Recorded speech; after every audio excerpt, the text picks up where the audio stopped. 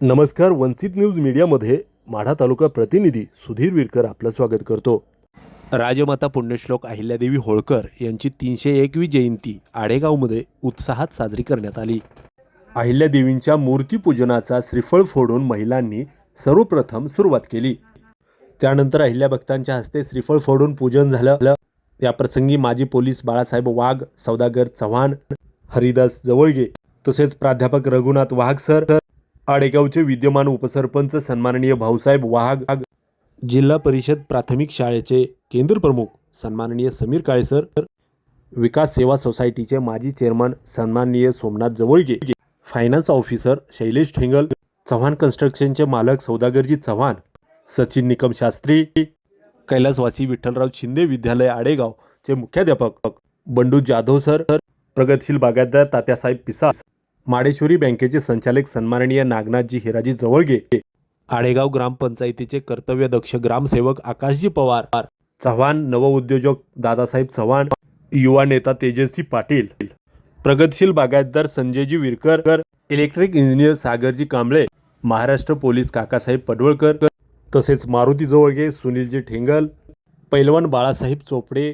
सामाजिक कार्यकर्ते काकासाहेब टेळे, सुकुमारजी विरकर, प्रगतशील बागायतदार धुळदेव पडवळकर, भाऊसाहेब वाघ तसेच प्राध्यापक बिरुदेव जवळगे सर. या जयंती उत्सवामध्ये एक वेगळ्या पद्धतीचं चित्र बघायला मिळत होतं. ते म्हणजे उपस्थित मान्यवरांमध्ये फक्त धनगर समाजातीलच बांधव नव्हते, तर सर्व समाजातील सर्व नेते मंडळी व सर्वसामान्य मंडळी, सर्व जाती धर्मातील मंडळी उपस्थित होती. कारण अहिल्यादेवींनी सुद्धा तशाच पद्धतीने राज्यकारभार हाताळला. अटक ते कटकपर्यंत हिंदू धर्म जागृतीसाठी अखंड आयुष्य वेचले त्यांनी कोणत्याही विशिष्ट समाजाला महत्त्व न देता मानवता धर्म हाच बाळगला. त्यामुळे सर्वांना एकत्रित बघताना हे नयनरम्य दृश्य अतिशय वेगळं दिसत होतं. तसेच या प्रसंगी विद्यमान ग्रामपंचायत सदस्य साधूजी खरार, त्या प्रसंगी अनेक अहिल्या भक्तांनी अहिल्यामातेच्या राजमाता अहिल्यादेवी होळकर 300वी जयंतीनिमित्त त्या ठिकाणी शर्ट सुद्धा या ठिकाणी त्यांच्याच नावाचा घातला होता. या प्रसंगी पैलवान बाळासाहेब चोपडे तसेच सामाजिक कार्यकर्ते सन्माननीय काकासाहेब टेळे पुष्पार्पण करून या ठिकाणी वंदन केले व तसेच आडेगाव ग्रामपंचायतीचे विद्यमान सरपंच सन्माननीय कांतीलाल भैया टेळे यांनीही पुष्पार्पण करून दर्शन घेतलं. जयंती उत्सव मंडळाच्या अध्यक्ष सन्माननीय नानासाहेब टेळे, युरिकेशन कर्मचारी सन्माननीय नागनाथजी विरकर, बापूराव खरात, युवा नेतृत्व अभिजितजी चोपडे, बापूराव सरपंच खरात, बाळासाहेब खरात, रणजितजी टेळे, भाऊसाहेब टेळे, महसूल कर्मचारी सन्माननीय दत्तात्रय श्रीरामे, हिरकाबा चोपडे, गोरखजी पडवळकर, बिरोबा यात्रेचे मानकरी सोमनाथ जवळगे, पैलवान बापूराव सातपुते, नवउद्योजक सन्माननीय विष्णुपंत चोपडे, शालेय व्यवस्थापन समितीचे अध्यक्ष सन्माननीय पैलवान भाऊराव पिसाळ, पोपटजी चोपडे, उद्योजक तुकाराम चव्हाण, भीमरावजी पडवळकर, व्हाईस चेअरमन नवनाथजी पडवळकर, ग्रामपंचायत सदस्य आप्पासाहेब टेळे, उपसभापती सन्माननीय धनाजी जवळगे, जयंती उत्सव समितीचे खजिनदार बिरुदेव जवळगे, ॲडव्होकेट दत्तात्रय रुपनवर सर. सुरुवातीला हरिभक्त परायण लोकप्रिय महिला कीर्तनकार वैशालीताई पिंटू कोळेकर पाटील यांनी व पपिदा बापूराव खरात यांनी उपस्थित राहून माता भगिनींचा स्वाभिमान जागा केला.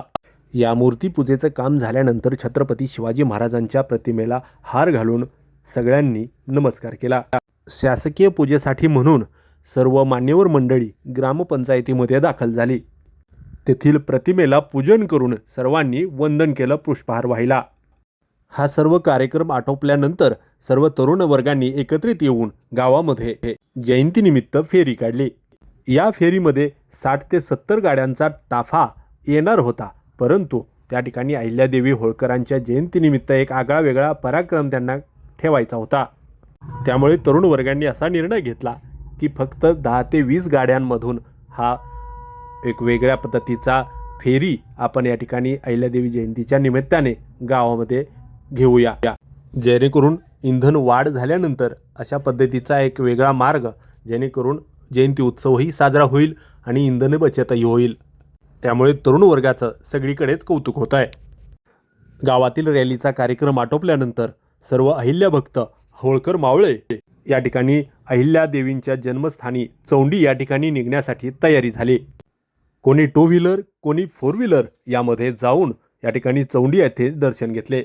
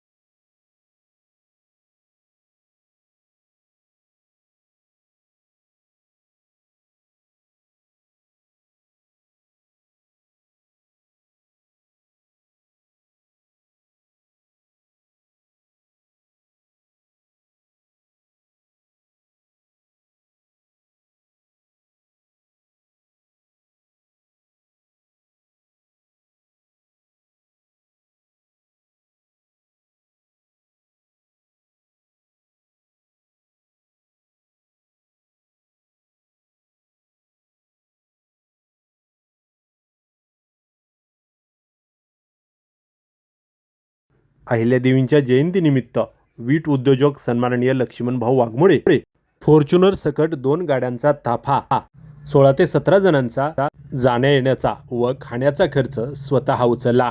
अहिल्यादेवींनी स्वतःच्या राजकोषातील रक्कम राज्याच्या विकासासाठी आठवली, परंतु त्यांची आपण बराबरी करू शकत नाही हे माहिती असताना त्यांची ही अशी अनेक कामं सामाजिक बांधिलकी म्हणून चालू असतात. ना कुठला स्वार्थ, ना कुठला फायदा. चौंडीत पोचल्यानंतर आमदार गोपीचंद पडळकरजी यांचं भाषण चालू होतं.